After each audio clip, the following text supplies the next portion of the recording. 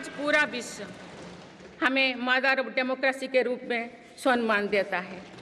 भारत के लोगों ने हमेशा लोकतंत्र के प्रति अपना पूर्ण विश्वास प्रकट किया है। चुनाव से जुड़ी संस्थाओं पर पूरा भरोसा जताया है। स्वस्थ लोकतंत्र को बनाए रखने के लिए हमें इस विश्वास को सुसह्य कर रखना है, इसकी रक्षा भी करना है।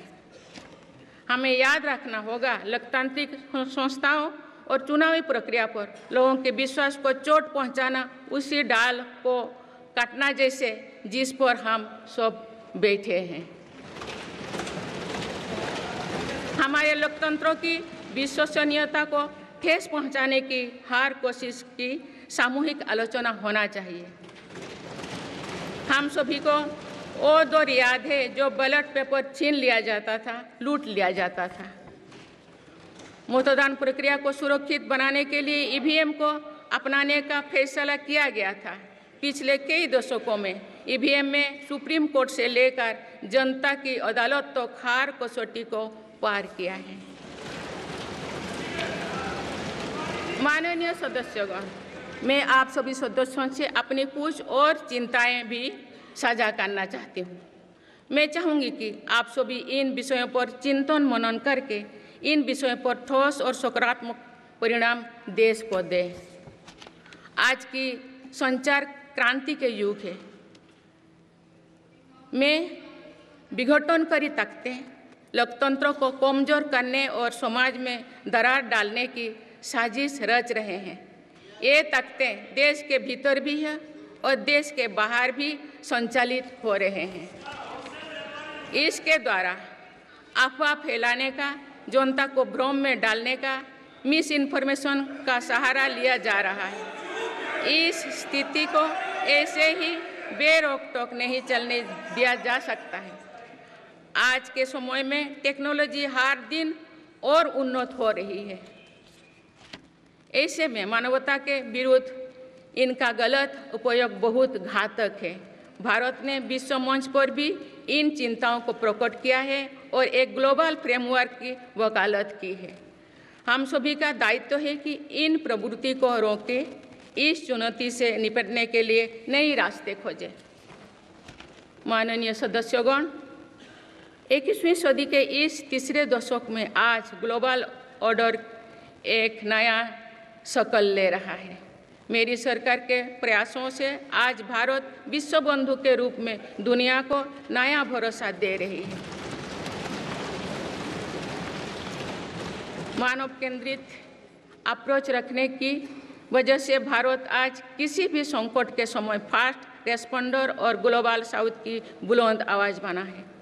कोरोना का महासंकट हो, भूकंप जैसी कोई त्रासदी हो या फिर युद्धों की स्थितियाँ, भारत भावना मानवता को बचाने में आगे रहा है।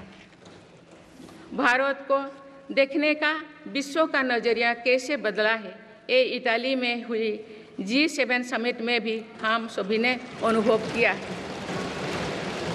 भारत ने अपनी G20 अध्यक्षता के दौरान भी विश्व को अनेक मुद्दों पर एकजुट किया है। भारत की अध्यक्षता के दौरान ही अफ्रीकन यूनियन को G20 का स्थायी सदस्य बनाया गया है। इससे अफ्रीका महाद्वीप के साथ साथ पूरे ग्लोबल साउथ का भरोसा मजबूत हुआ है।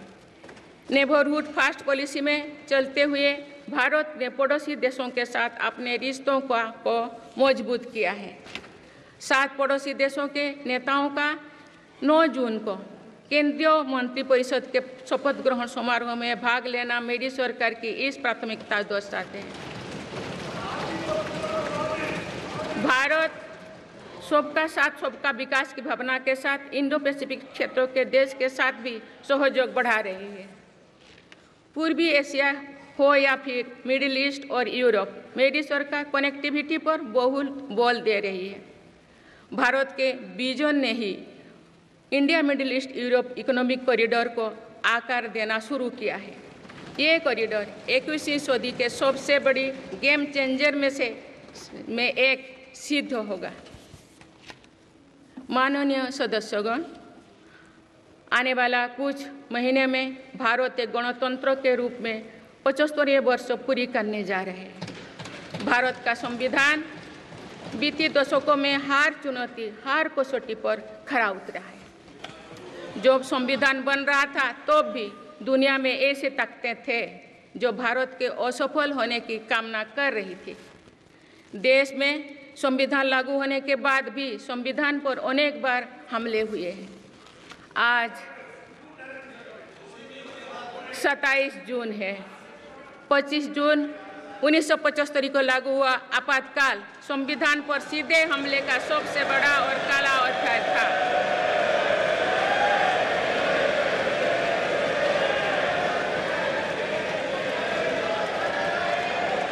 पूरे देश में हाहाकार मच गया था, लेकिन ऐसी असंवैधानिक ताकतों पर देश ने विजय प्राप्त करके दिखाया, क्योंकि भारत के मूल में गणतंत्र की परंपराएं रही है।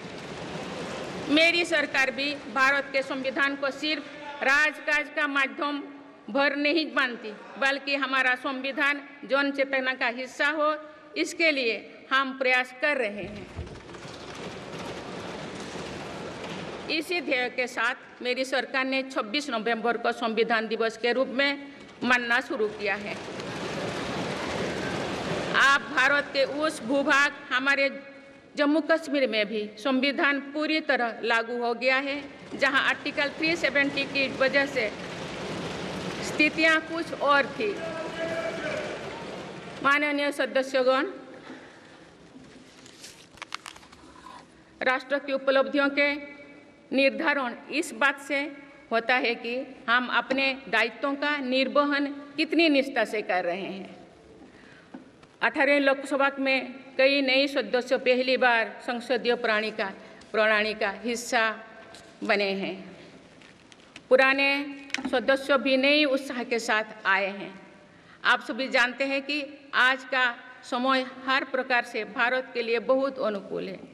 आने वाले वर्षों में भारत की सरकार और संसद का क्या निर्णय लेती है, क्या नीतियां बनाती है, इस पर पूरा विश्व की नज़र है।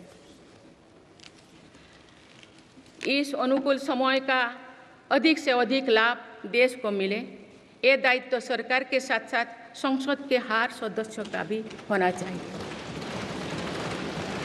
पिछले 10 वर्षों में जो रिफॉर्म्स हुई है, जो नया आत्मविश्वास देश में आया है, इससे हम विकसित भारत बनाने के लिए नई गति प्राप्त कर चुके हैं। हम सभी को ये हमेशा ध्यान रखना है कि विकसित भारत का निर्माण देश के हर नागरिक की आकांक्षा है, संकल्प भी है। इस संकल्प की सिद्धि में अवरोध पैदा ना हो, ये हम सभी का दायित्व है, भी कर्तव्य भी है। नीतियों का विरोध और संसदीय कामकाज का विरोध दो भिन्न बातें हैं। जब संसद सुचारू रूप से चलती है, जब यहाँ स्वस्थ चर्चा परिचर्चा होती है, जब दूरगामी निर्णय होते हैं, तब लोगों का विश्वास सिर्फ सरकार ही नहीं, पूरी व्यवस्था पर बनता है। इसीलिए मुझे भरोसा है कि संसद के पल पल का सदुपयोग होगा, जनहित को प्राथमिकता मिलेगा। माननीय सदस्यगण, हमारे वेदों में हमारे ऋषियों ने हमें कुछ नीति वाणी दिए हैं, जैसे कि समान मंत्र हो समिति ही समानी की प्रेरणा दी है, अर्थात हम एक समान विचार और लक्ष्य लेकर एक साथ काम करें। यही इस संसद की मूल भावना है। इसलिए जब भारत तीसरी नंबर की इकोनॉमी बनेगा, तो देश की इस सफलता में आपकी भी सहभागिता होगी। हम जब 2027 में आज़ादी की शताब्दी का उत्सव विकसित भारत के रूप में मनाएंगे, तो इस पीढ़ी को भी श्रेय मिलेगा। आज हमारे युवाओं में जो सामर्थ्य है, आज हमारे संकल्प में जो निष्ठा है, हमारी जो असंभव सी लगने वाली उपलब्धियां हैं, ये इस बात का प्रमाण है कि आने वाला दौर भारत का दौर है। ये सदी भारत की सदी है और इसका प्रभाव आने वाली 1000 वर्ष तक रहेगा। आइए हम सब मिलकर पूर्ण कर्तव्यनिष्ठा के साथ राष्ट्रीय संकल्पों की सिद्धि में जुट जाएं, विकसित भारत बनाएं। आप सभी को मेरा बहुत बहुत बहुत शुभकामनाएं। धन्यवाद। जय हिंद। जय